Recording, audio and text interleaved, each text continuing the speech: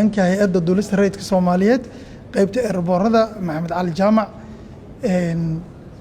chairka oo airline operators union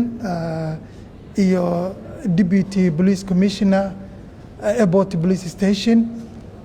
and station manager ka Ethiopian Airline OUSOM and airport manager representatives from ONSOS. All protocol is observed. Salamu alaykum. بعد السلام فرحة إنه تايمانتي إنه دبالدقينه لحدني اللي حجورة دي كسوريكتي مركي صوماليا حرنمة قادتي إن لما أنتين بعد أفيشن كذا فرحة إنه تاي إن أو إن أنا مهد علينا ففوري إنه هاست جريسي أنا قد لما أنتين دبالدقينه سنة جورة حرية دا صوماليا إن أفيشن كا إن وحو كجرا كالين وين أو وحو كجرا soo kabashada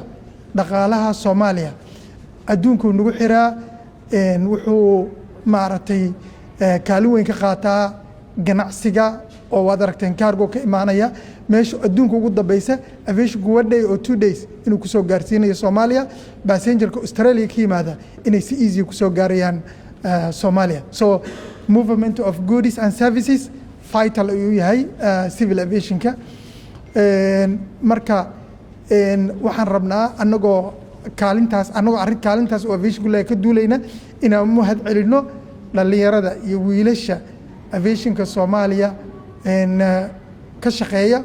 oo ama airline sector-ka ka shaqeeyaan ama ground handling ka shaqeeyaan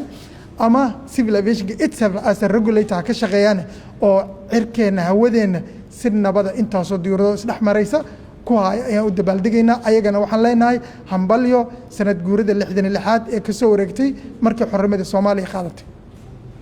waxaan rabnaa sidoo kale inaan u mahad celino aanan u duceyno halgamayaashii aabayaasheenii u soo halgamay in xorriyadan aan maanta ku naaloonayno keenay dhigooda u daadiyay waxaan leenahay naxariistii janno Allah idisiiyo ugu dambeynna waxaan anagoo u mahad celinay dhammaan bahda aviation sector-ka Soomaaliya oo regulatory isugu jirta service provider isugu jirta anagoo u mahad celinayna ka soo qaybgalida xafladan in aan Soomaaliya as a country as a whole in aan u duceyno oo aan dhahno Soomaaliya sanadkiisa Ilaahay ku gaarsiiyo farxad rayn barwaaqo iyo isku xirnaan oo joogta Soomaaliya waxaan rajaynaynaa guul iyo barwaaqo madaxdeena Ilaahay raajiyo salaamu alaykum.